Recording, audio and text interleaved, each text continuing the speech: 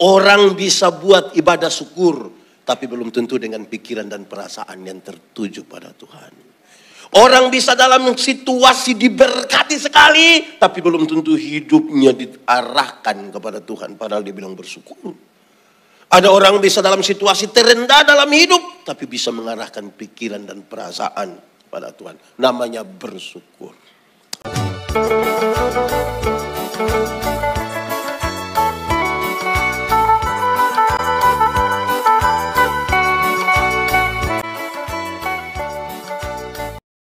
Mari berdoa. Ya Tuhan Allah, tibalah saatnya kami mau berdiam diri. Dan hanya mau mendengar apa yang Tuhan mau katakan bagi kami. Tapi kami mohon kuasailah kami dengan Roh Kudus-Mu. Supaya hari ini kami bukan saja mengerti firman Tuhan. Tapi lebih dari itu kami dimampukan menjadi pelaku-pelaku firman. Seperti tanah, biarlah kami tanah yang subur. Supaya benih-benih firman-Mu bertumbuh dan berbuah dalam hidup kami. Jauhkanlah penggoda pencobaan. Baik di dalam kami, baik di sekitar kami. Supaya dalam damai sejahtera-Mu kami belajar firman Tuhan. Kami rindu pada firman-Mu. Berfirmanlah bagi kami Tuhan, di dalam nama Yesus, firman yang hidup itu kami berdoa. Amin. Mari silakan duduk semua. Bapak Ibu Saudara-saudara, shalom. Sukacita kita di hari ini, saya ajak kita merenungkan lagi satu bagian ini. Pertama Raja-Raja pasal 17 ayat 1 sampai ayat yang kelima. Kitab pertama Raja-Raja pasal 17 ayat 1 sampai ayat yang kelima. Elia di tepi sungai Kerit. Lalu berkatalah Elia orang Tisbe dari Tisbe Gilead kepada Ahab. Demi Tuhan yang hidup, Allah Israel yang kulayani. Sesungguhnya tidak akan ada embun atau hujan pada tahun-tahun ini. Kecuali kalau kukatakan. Kemudian datanglah firman Tuhan kepadanya. Pergilah dari sini. Berjalanlah ke timur. Dan bersembunyilah di tepi sungai Kerit. Di sebelah timur sungai Yordan. Engkau dapat minum dari sungai itu dan burung-burung gagak. Telah kuperintahkan untuk memberi makan engkau di sana. Lalu ia pergi dan melakukan seperti firman Tuhan. Ia pergi dan diam di tepi sungai Kerit, di sebelah timur sungai Yordan. Demikian firman Tuhan. Berbahagia setiap orang yang mendengar firman, memelihara dan melakukan dalam hidup setiap hari. Shalom. Bapak Ibu Saudara-saudara, saya ajak kita hari ini untuk belajar lagi tentang bersyukur. Rupa-rupanya kita punya persoalan dengan syukur. Kalau saya bertanya kepada orang-orang, saudara bersyukur, banyak orang yang iya, amin, kami bersyukur. Tapi syukur itu apa? Syukur itu saudara-saudara adalah waktu di mana, seluruh pikiran, perasaan, hidup, semuanya hanya tertuju kepada Tuhan. Itu namanya bersyukur. Orang bisa buat ibadah syukur, tapi belum tentu dengan pikiran dan perasaan yang tertuju pada Tuhan. Orang bisa dalam situasi diberkati sekali, tapi belum tentu hidupnya diarahkan kepada Tuhan, padahal dia bilang bersyukur. Ada orang bisa dalam situasi terendah dalam hidup, tapi bisa mengarahkan pikiran dan perasaan pada Tuhan. Namanya bersyukur. Saudara, ini teks yang lama. Tapi menarik sekali karena ada situasi yang sukar sulit. Oleh karena ini dikaitkan sekali dengan orang yang mulai membelakangi Tuhan, tidak mau percaya kepada Tuhan. Elia menghadap Ahab, raja. Hujan tidak akan turun sebelum aku mengatakannya. Siapa berani di antara kita cari pemimpin yang tidak benar terus bilang, hujan tidak akan turun. Ada yang berani? Kita juga ragu-ragu kan? Ini lawan raja ini. Kalau tidak punya keyakinan yang sungguh-sungguh kuat, kita tidak berani. Tapi Elia berani pergi bilang begitu. Setelah bilang begitu, Tuhan bilang begini, Elia, pergilah ke sungai Kerit. Ini kisah yang baik sekali untuk kita renungkan. Kenapa saudara? Saya tanya banyak orang. Ada yang rindu seperti Elia. Banyak yang rindu, kami juga ingin seperti boleh. Mantap. Elia dikenang sebagai nabi yang paling besar karena dia bisa terangkat. Hidup-hidup ini. Banyak orang rindu jadi seperti itu. Tapi mari kita lihat kisah ini satu persatu dalam syukur atau tidak. Tuhan bilang, pergilah ke Kerit. Engkau minum air di sana, dan aku memerintahkan burung-burung gagak untuk memberi makan roti kepada engkau. Saudara pernah lihat burung gagak? Paruh burung gagak tidak bisa membawa benda yang berat. Kalau Tuhan suruh burung elang bawa ayam satu kasih Elia. Tapi Tuhan suruh burung gagak, yang dia bawa benda yang ringan. Roti yang dibawa kepada hamba Tuhan yang luar biasa ini, roti tipis dan ringan. Pernah makan roti tipis dan ringan? Saudara kenyang? Hamba Tuhan yang luar biasa yang banyak orang rindu jadi sepertinya, makan roti yang tipis dan ringan, tapi hati, pikiran, perasaan hidupnya tertuju kepada Tuhan. Itulah syukur. Tadi pagi makan apa? Tadi pagi makan apa? Atau nanti setelah ibadah ini baru makan? Sudah bayangkan mau makan apa? Saya yakin bukan roti tipis kan? Tuhan memerintahkan burung gagak, paruh burung gagak yang seperti itu tidak bisa menghancurkan daging yang masih keras. Dia hanya akan bisa menghancurkan daging yang hampir busuk. Karena itu burung gagak dikenal sebagai burung pemakan bangkai. Daging yang dibawa kepada Elia, daging yang hampir busuk. Saya mau tanya saudara, pernah makan daging yang hampir busuk? Ada makan steak? Hanya satu kata, kalau saudara belum pernah makan daging yang hampir busuk, pilihan di kulkas masih banyak. Bersyukur. Bukan mengeluh. Ini saja. Bersyukur. Orang lain belum dapat makan. Sudah makan yang seperti itu. Saudara baca teks selanjutnya. Dia bilang begini, Elia, pergilah ke Sarfat. Perjalanan dari Kerit ke Sarfat kira-kira 100 mil. Kalau 100 mil berarti perjalanannya kurang lebih 160 km. Kira-kira dari Surabaya sampai mana kalau 160 km? Surabaya sampai mana kira-kira 160? Nah, bayangkanlah satu tempat 160 km. Jalan kaki. Saudara pernah jalan kaki 160 km? Belum. Naik mobil metik kan? Masih mengeluh. Hamba Tuhan yang luar biasa jalan kaki 160 km. Satu kata sama-sama, bersyukur. Bukan mengeluh. Bersyukur. Kan dia tahu penyertaan Tuhan itu pasti ada. Jalan kaki 160 km untuk apa? Cari siapa di sana? Ketemu siapa? Janda. Coba janda muda dan kaya. Jangankan Elia. Pendeta juga mau.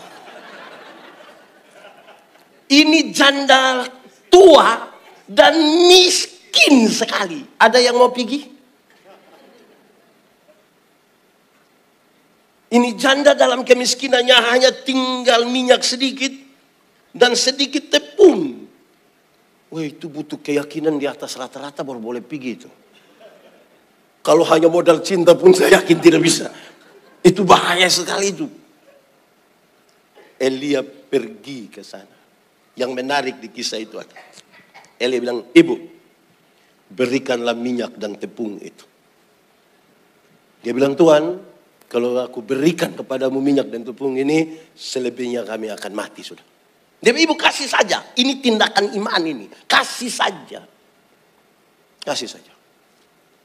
Saudara tahu apa yang dia bilang? Pakai bahasa yang saya ramu, dia bilang begini, ibu, saya tidak peduli dengan masalah. Nanti habis ini minyak mau habis tepung. Saya tidak peduli dengan ibu, tapi ibu kasih saya. Saya mau bilang kepada ibu, nanti kalau hujan akan turun 3 hari lagi, 3 tahun lagi, 30 tahun lagi, saya tidak peduli. Tapi satu hal yang saya mau bilang kepada ibu, penyertaan Tuhan sempurna atasmu sampai kapan hujan itu turun. Sampai kapan hujan itu turun. Saudara masih meragukan penyertaan Tuhan yang sempurna. Kita ini kekhawatirannya terlalu besar. Melebihi berkat-berkat yang Tuhan berikan kepada kita. Saudara-saudara, perjalanan bersama Tuhan itu adalah sebuah perjalanan menemukan jawaban-jawaban. Bukan saja pertanyaan, jawaban. Nuh, Tuhan perintah dia. Nuh, bikin bahtera. Dia tidak tanya, dia lakukan. Padahal harusnya dia bertanya, Tuhan, laut di mana? Dia tidak tanya. Perintah Tuhan dia lakukan. Nuh, nanti buat itu bahtera itu bertingkat-tingkat. Dia tidak tanya, dia lakukan. Nuh, nanti tolong buat itu bahtera itu berkamar-kamar agak banyak. Mestinya dia bertanya, Tuhan kami 8 orang ini, itu pun pasang-pasang. Dia tidak tanya, dia lakukan. Lalu ketika air bah itu datang, masalah besar itu datang, baru dia menemukan jawaban. Ternyata ini maksud Tuhan dari perintahnya. Kita kadang-kadang tidak setia pada perintah, tapi ingin menemukan mujizat. Dia lakukan. Nanti ketika Tuhan perintahkan, binatang-binatang masuk sudah binatang. Baru Nuh mengerti kenapa harus dibuat bertingkat-tingkat. Nuh paham sekarang, betul, memang harus bertingkat. Bayangkan kalau di samping Nuh punya kamar, langsung kandang babi. Kan Nuh tidak bisa tidur kan? Oh betul, bertingkat. Binatang-binatang, gajah masuk, singa masuk, ular masuk, lebah masuk. Baru Nuh mengerti, betul, memang ini mesti berkamar-kamar. Bayangkan kalau Nuh satu kamar dengan lebah. Bukankah keluar datang dia punya mata sudah bengkak-bengkak semua. Jadi perjalanan dengan Tuhan itu perjalanan menemukan jawaban-jawaban. Apakah janji Tuhan itu ya dan amin atau tidak. Kita diminta coba kamu percaya padanya. Saudara, ketika hujan tidak turun, saudara baca teks yang menarik ini. Hujan tidak turun. Terus sekarang hujan sudah mau turun, dia pergi dengan bujangnya. Dia bilang begini, pergilah, lihatlah awan sudah ada belum. Bujangnya ini lari dengan sangat semangat. Karena dia akan menjadi orang paling pertama yang melihat bagaimana hujan yang tidak turun lebih dari 3 tahun itu sekarang akan turun. Saksi pertama adalah dia. Sampai sana saudara, ada awan. Dia pulang itu tenaga, semangat turun. Pertama kan semangat. Ini ulang sampai berapa kali? 6 kali ini, aduh repot ini. Saya membayangkan jangan-jangan dia lari itu hanya karena takut Elia saja. Sudah hormat Elia, biar lari saja. Yang paling terakhir ditanya, apa yang kau lihat di sana? Ada awan, ada Tuhan. Tapi awan hanya sebesar kepalan tangan. Hujan bisa turun dari kepalan tangan begini awan. Apa yang Elia bilang? Pergi bilang kepada Ahab. Kalau dia tidak cepat, dia tidak akan bisa sampai. Melihat awan hanya sebesar ini, dia bilang hujan turun sekarang. Wih, keyakinan iman yang begini ini. Iman adalah dasar dari yang kita harapkan dan bukti dari yang kita lihat atau tidak lihat. Tidak lihat. Dasar itu fondasi. Teori tentang fondasi itu ringan. Fondasi kuat, bangunan kuat. Fondasi miring, bangunan miring. Teorinya kan begitu. Dia fondasi dari apa? Dari harapan. Harapan itu apa? Idealisme masa depan, cita-cita, visi. Saudara mau jadi orang paling kaya di Indonesia, silakan. Itu cita-cita, silakan. Saudara mau jadi Presiden Republik Indonesia tahun 2080, silakan. Itu cita-cita. Yang ibu-ibu, yang nona-nona ingin jadi perempuan tercantik semana. Pokoknya CRT juga tidak apa-apa. Silahkan, itu cita-cita. Yang membedakan adalah kita bangun dia di atas fondasi apa. Karena orang tidak beriman pun ingin menjadi yang paling kaya di Indonesia. Orang yang tidak beriman pun kepingin menjadi presiden. Orang yang tidak beriman pun rindu jadi wanita tercantik RT. Yang membedakan adalah iman. Terus dilanjutkan. Iman itu bukti dari yang tidak kita lihat. Kalau bukti dari yang dilihat kan gampang. Ini bukti dari yang tidak dilihat. Bagaimana menggambarkannya? Arsitek. Waktu dia ingin menggambar sebuah bangunan. Dia taruh duluan di kepala. Dia taruh duluan di otak. Berapa lantai? Kamar di mana? Tangga di mana? Jendela di mana? Pintu di mana? Dia taruh dulu di sini. Kelihatan? Tidak kelihatan. Dari yang tidak kelihatan itu dia gambarkan di satu kertas. Mulai kelihatan. Dari satu kertas sekarang orang mulai membangun sebuah bangunan. Waktu bangunan itu sudah jadi semegah ini, semewah ini, banyak orang kan foto-foto di depan. Biasa kalau lihat sesuatu yang baru kan orang suka foto-foto. Pertanyaannya, yang foto-foto di depan, dia tahu titik-titik terkuat dari itu bangunan? Siapa yang paling tahu? Yang menggambar dan yang mengerjakan. Saya sangat percaya. Kita adalah gambar dan tulisan Allah. Dia yang paling tahu titik-titik terkuat dari kita ada di mana. Dia yang paling tahu titik-titik terlemah dari manusia itu ada di mana. Sekarang kalau kita bicara tentang bersyukur, saudara-saudara, syukur itu adalah cara terbaik menikmati hidup. Orang kalau tidak tahu bersyukur tidak bisa nikmati hidup. Karena manusia selalu ada rasa tidak puas. Hati manusia lebih besar dari isi dunia. Ini dunia dan segala isinya taruh di dalam hati manusia nanti masih kurang. Karena manusia terlalu tidak puas. Untuk memenuhi itu hanya satu. Apa itu? Bersyukur. Kita ini jalan kaki berdoa, Tuhan. Boleh kasih sepeda satu? Tuhan kasih sepeda satu, kita naik 2-3 bulan berdoa lagi. Tuhan, naik sepeda memang enak tapi tanjakan yang di situ itu ini repot Tuhan. Jadi yang kau punya mau? Motor satu. Naik motor 1, 5, 6 bulan berdoa lagi. Tuhan, naik motor memang enak tapi istri saya berat 80. Anak 3 orang dan montok-montok semua Tuhan. Setiap kali motor bunyi 4-4 mau naik. Motor bawa masalah baru dalam kami punya rumah tangga ini. Dan yang kau punya mau apa? Mobil satu ibu. Tuhan, mobil satu. Tuhan kasih mobil satu, naik 1 tahun berdoa lagi. Tuhan, naik mobil memang enak. Tuhan, istri juga naik. Tapi anak perempuan kami satu-satunya. Dia sudah menikah, tinggal di Madura. Jembatan sudah putus. Masa mau ke Madura pakai oto Tuhan? Jadi yang kau punya mau? Kapal laut satu boleh. Tuhan kasih kapal satu pergi ke Madura, lihat anak, lihat mantu, lihat cucu pulang, doa lagi. Tuhan, pergi ke sana memang bisa, tapi aduh Tuhan, saya tidak terbiasa dengan laut. Engkau punya mau apa? Helikopter baru.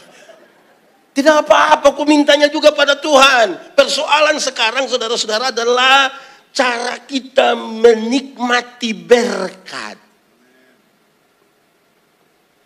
Kadang-kadang mata hanya tertuju kepada berkat dan bukan kepada sumber berkat.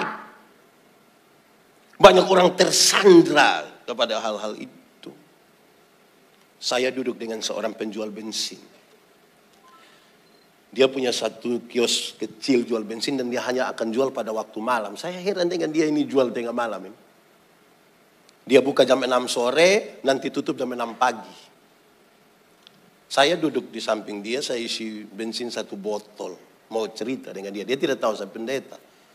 Dia mengucapkan kalimat yang menarik. Ada 2 kalimat. Kalimat pertama dia bilang begini.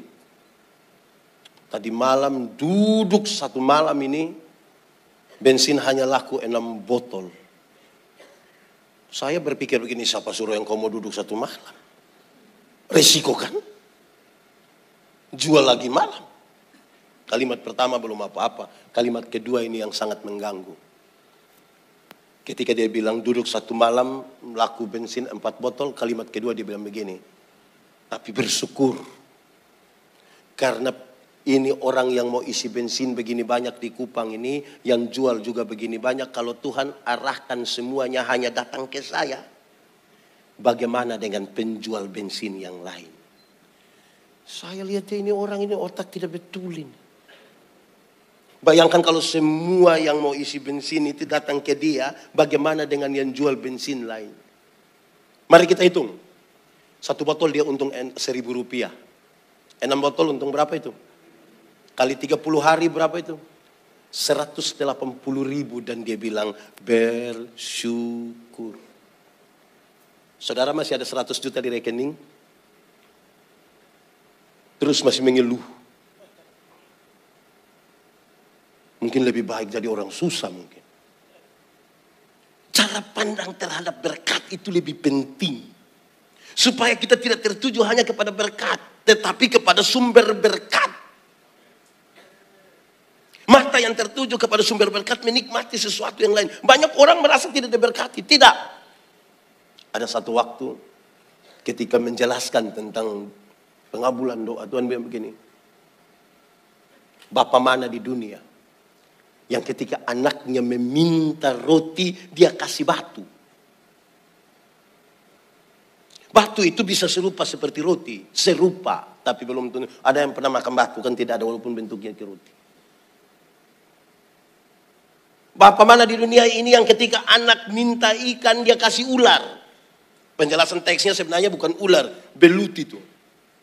Yang diaram itu. Bagaimana Tuhan mau kasih?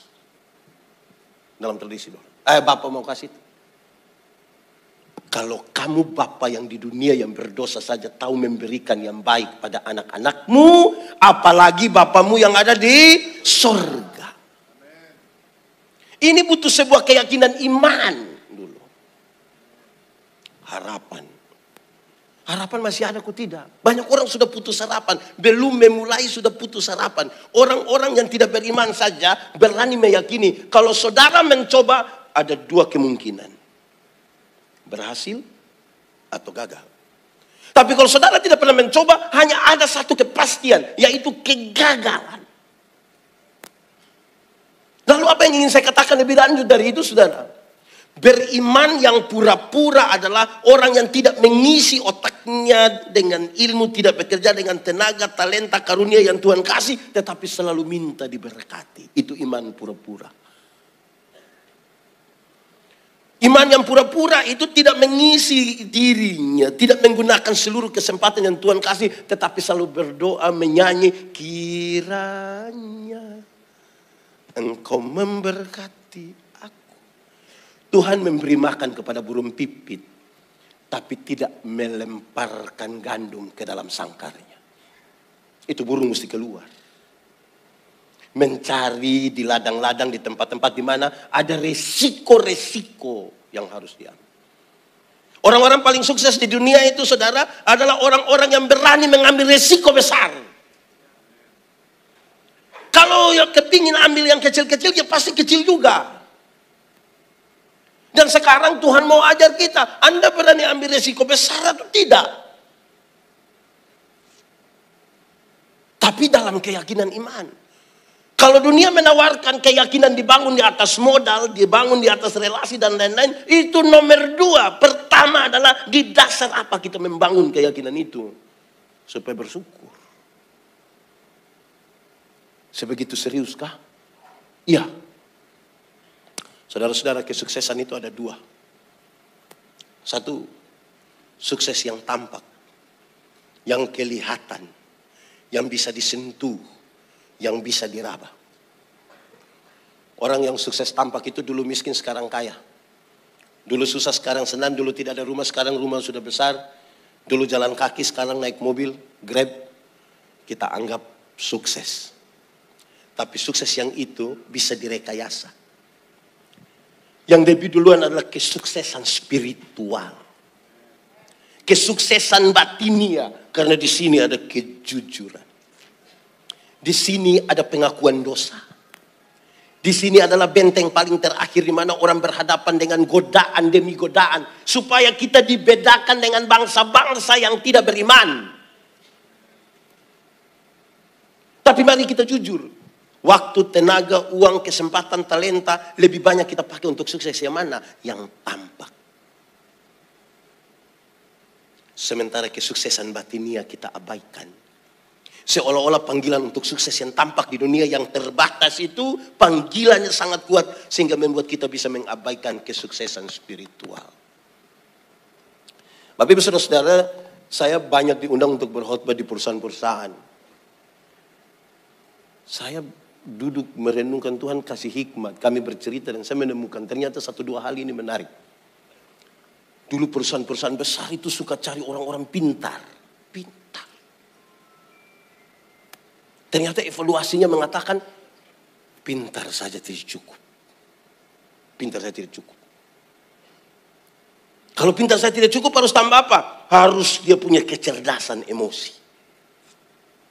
Satu tindakan emosional yang tidak terukur menghancurkan seluruh kepintaran. Setelah itu mereka mulai cari sudah yang ini bagus, ini bagus. Evaluasi 3-4 tahun kemudian ternyata kecerdasan emosi saja tidak cukup.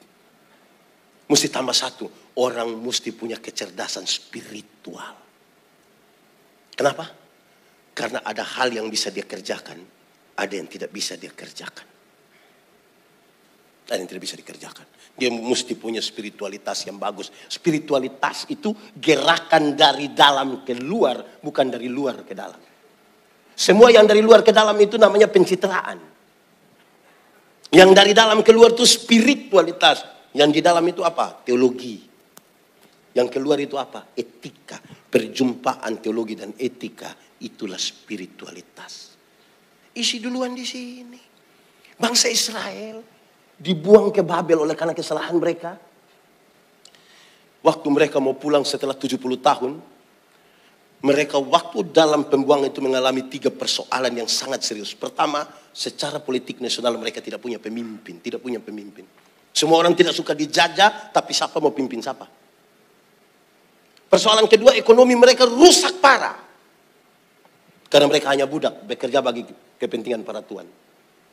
Ketiga, setelah bait Allah di Yerusalem dihancurkan, tidak ada lagi tempat bagi mereka untuk belajar etika, moral, iman. Dengarlah seruan para nabi waktu mereka mau pulang. Pulanglah ke Yerusalem. Pulanglah ke Yerusalem, tapi sampai sana jangan duluan pilih pemimpin, jangan. Jangan dulu urus ekonomi, jangan. Bangun duluan bait Allah. Tempat di mana engkau belajar etika, moral, iman. Kenapa? Ada pemimpin tapi kalau tidak punya etika, moral, iman menghancurkan satu bangsa. Menjadi kaya raya tapi kalau tidak punya etika, moral, iman menghancurkan keluarga.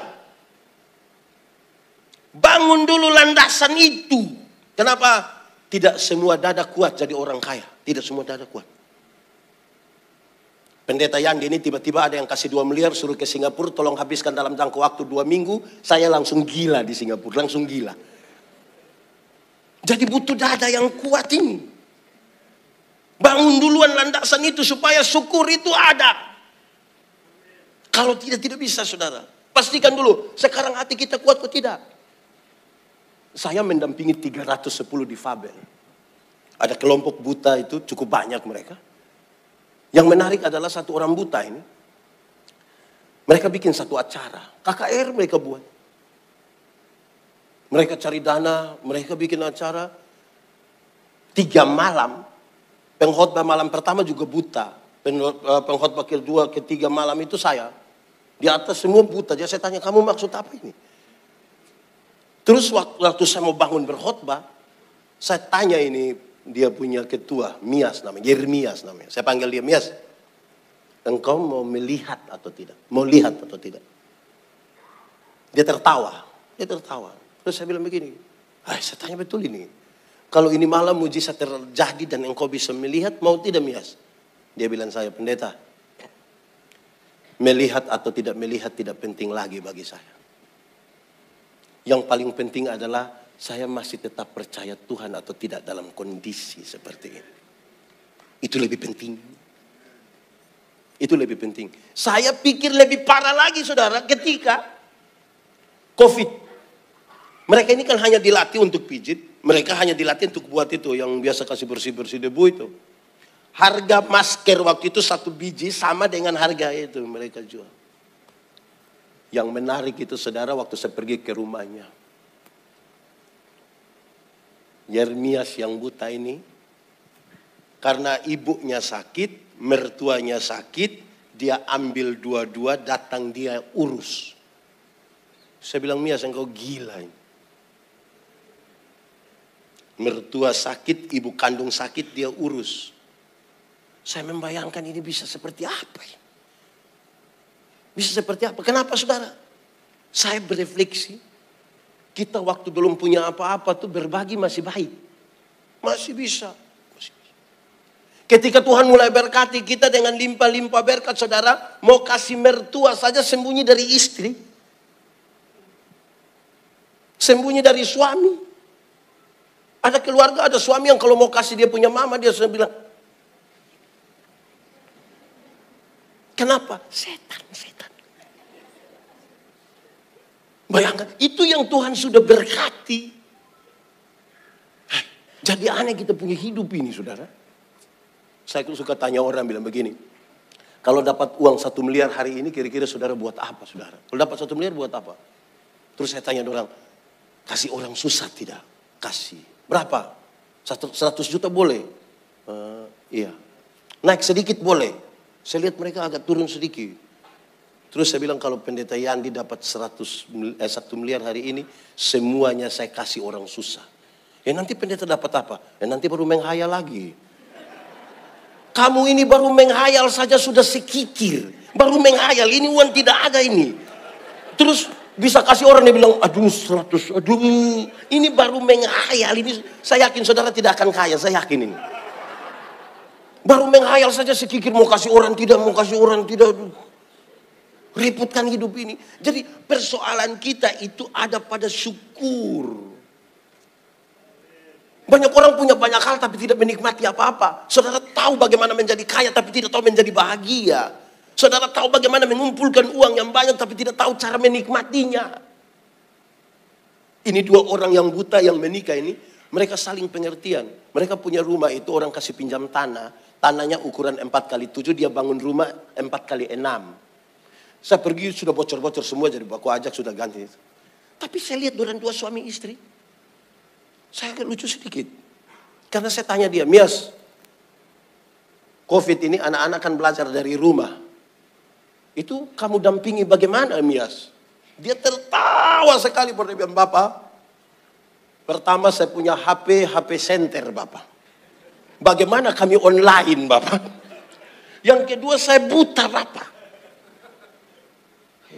Saya dulu lucu lihat dia ini. Aduh. Tapi mereka makan sama-sama di situ. Jadi pas ada jemaat suami istri bertengkar, berkelahi, mereka bertengkar. Saya malas omong. Muat di mobil, kita pergi ke Mias punya rumah. Sampai sana saya bilang, kamu lihat ini orang buta. Dua-dua tidak bisa melihat. Tapi penerimaannya besar. Satu dengan lain. Kamu ini tiap hari salon. Ikuti semua nasihat untuk kesehatan, jaga ini tubuh. Kok bertengkar tiap hari? Lebih baik jadi buta, lebih baik kamu 2 buta. Jangan Bapak, jangan. Nah itu baik-baik sudah kan. Ada satu keluarga datang bilang saya, pendeta, cerai. Tidak boleh cerai. Bapak tidak bisa lagi Bapak. Tiap hari kami bertengkar. Tiap hari kami baku pukul. Bapak mau kami baku bunuh. Saya bilang jangan, kamu jangan bertengkar, jangan bercerai di Pak. Pendeta, ini kami tidak cocok, lagi. Oke, baik, nanti kamu cerai tidak apa-apa. Saya mau tanya dulu, menikah berapa tahun ini? 10 tahun pendeta. Oh, anak-anak berapa? 4 orang. Oh, saya heran dengan kamu ini. Heran bagaimana pendeta? Yang kamu tiap hari baku pukul ini anak bisa 4. Apalagi kalau kamu 2 baku sayang. Itu 1 TPS, itu kamu punya anak sendiri. Jadi ya bersyukurlah sedikit loh. Supaya ada penerimaan di situ. Orang yang tidak tahu bersyukur itu saudara-saudara, dia tidak bisa menerima apa-apa. Tidak realistis. Tidak mensyukuri apa yang dia punya, tetapi dia lagi membayangkan apa yang orang lain punya. Hidupnya hanya untuk kepentingan bagaimana membanding-bandingkan dengan orang lain. Saudara, bersyukur itu ialah kekayaan terbesar. Kaya itu apa? Kaya itu kalau berkat-berkat yang Tuhan kasih, Ada air, ada gelas, kita tuang begini, dia sudah penuh, dia meluber kemana-mana, itu kaya. Berkat-berkat yang Tuhan kasih sudah bisa menjadi berkat bagi orang lain, itu kaya. Tapi kalau tuang begini tidak pernah penuh-penuh, itu miskin. Di kampung saya suka bilang begini, kumpul uang banyak-banyak tapi tidak pernah menikmati, tidak pernah jalan-jalan ke Surabaya.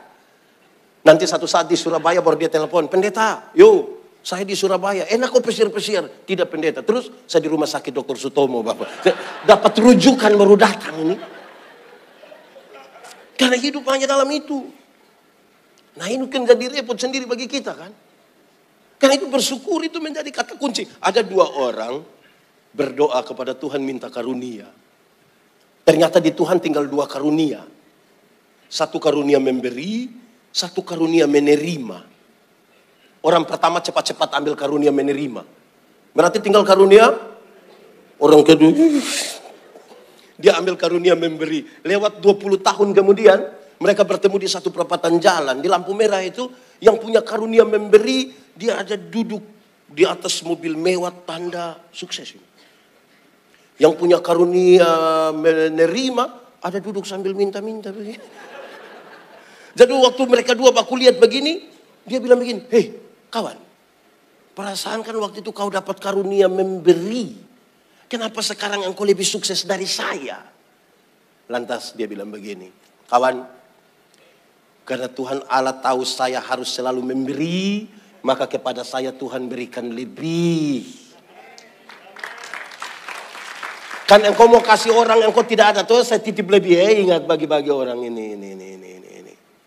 Tapi kan engkau ini kan karunia menerima. Jadi mana-mana hanya begini, jadi mana-mana. Coba masing-masing kita cek, kita ini karunia apa sebenarnya kita nih. Supaya betul-betul jadi orang yang bisa mensyukuri berkat-berkat itu yang Tuhan kasih. Saudara, Tuhan ajar kita berdoa menarik. Di permintaan pertama setelah pengakuan iman itu, yang Bapa kami di surga dikuduskan namamu, datang kerjaanmu, jadilah kehendak budimu di surga. Setelah pengakuan itu, yang paling pertama permintaan, Tuhan berikanlah kepada kami pada hari ini makanan kami yang secukupnya. Permintaan pertama itu permintaan makanan. Makanan itu penting atau tidak? Yakin? Saya tanya banyak orang, makan itu penting atau tidak? Yang penting. Betul? Iya. Lalu kenapa banyak ibu-ibu tidak mau makan malam? Oh, masih penting ya, makan masih penting. Ya. Permintaan pertama adalah permintaan kebutuhan, bukan keinginan. Banyak orang itu tidak bersyukur karena dia meminta keinginan. Tuhan menjawab kebutuhan, bukan keinginan. Permintaan yang pertama, permintaan untuk hari ini. Tuhan, berikanlah kepada kami pada hari ini. Hari ini. Banyak orang hidup bukan untuk hari ini, tapi untuk kemarin dan besok. Ada ibu-ibu bilang kepada saya, Pak Pendeta, bagaimana nanti kalau saya sudah tidak ada? Saya bilang, ibu masih ada. Tidak usah pikir dulu yang nanti ibu tidak. Ini yang ibu masih ada ini. Itu yang pikir. Ada orang yang punya pengalaman masa lalu. Kok dia jadinya dari mau tutup-tutupi masa lalu sampai tidak bisa hidup untuk hari ini. Hari ini kebutuhan. Terus saya lanjut. Secukupnya saja. Secukupnya. Oh ini serius. Secukupnya ini seperti kita pinjam uang di bank itu. Kan ada survei kan. Survei ini untuk menegaskan yang ini 100 juta, yang ini 50, yang ini 20. Karena kita ini waktu baru mau pinjam tiap hari di bank. Waktu pengembalian baru tiap hari orang bank di kita punya rumah. Kita macam batukar begitu. Kenapa? Yang secukupnya saja. Kadang-kadang orang kan mau berlimpah-limpah baru bersyukur. Padahal hatinya tidak terlalu kuat untuk dipenuhi dengan berkat yang berlimpah-limpah. Kuatkan dulu hati kita. Kuatkanlah dan teguhkanlah hatimu. Tuhan bilang, bukankah sudah kuperintahkan kepadamu nasihat kepada Yosua. Kuatkan dan teguhkan hatimu sebab aku akan menyertai engkau. Kemanapun engkau pergi, engkau tidak akan pernah kekurangan apapun. Engkau pasti akan diberkati. Engkau akan beroleh hasil dari apa yang kau kerjakan. Matahari tidak akan menyakiti engkau pada waktu siang. Atau bulan pada waktu malam. Itu belajar percaya. Alkitab yang kita baca selalu memberi ruang iman, bukan hanya ruang akal. Di ruang iman itu kita belajar percaya. Mari kita tunduk kepala di hadapan Tuhan. Kita angkat hati kita pada Tuhan, mari kita siapkan hati kita. Mau katakan, Tuhan, tolonglah kami. Kalau kamu dengar suaranya, jangan keraskan hatimu. Minta Roh Kudus lembutkan setiap hati yang keras. Katakan sesuatu yang jujur kepada Tuhan. Ingat, manusia mungkin kita tipu, tapi Tuhan tidak bisa kita tipu. Dia lihat sampai ke kedalaman jiwa kita, dan dia sungguh tahu siapa kita di hadapan Allah. Nikmati saja 1-2 menit ini, dan biar Tuhan, terima kasih banyak. Kami menerima berkat firman-Mu. Kami rindu firman-Mu jadi pelita bagi kaki kami, terang bagi jalan kami. Kami tahu bahwa dalam kuasa-Mu hari ini yang lemah dikuatkan. Kami percaya dalam kasih-Mu yang ragu-ragu Tuhan berikan iman. Kami percaya yang putus harapan Tuhan berikan kepastian atasnya. Kami percaya yang berbeban berat Tuhan berikan kelegaan. Yang sakit Tuhan sembuhkan. Yang berduka cita Tuhan memberikan penghiburan sejati atas-Mu. Kami pulang dengan sukacita bukan karena kami tanpa masalah, tapi karena kami sungguh tahu Tuhan Yesus yang baik tidak akan pernah biarkan kami sendiri. Terima kasih banyak, maha besar Engkau Tuhan. Engkau terlalu dahsyat dan ajaib bagi kami. Ajar kami tahu bersyukur, hati, pikiran, perasaan kami hanya tertuju kepadamu. Terpujilah nama Tuhan. Terpujilah nama Tuhan. Di dalam nama Yesus kami berdoa. Yang percaya sama-sama kita katakan amin. Amin.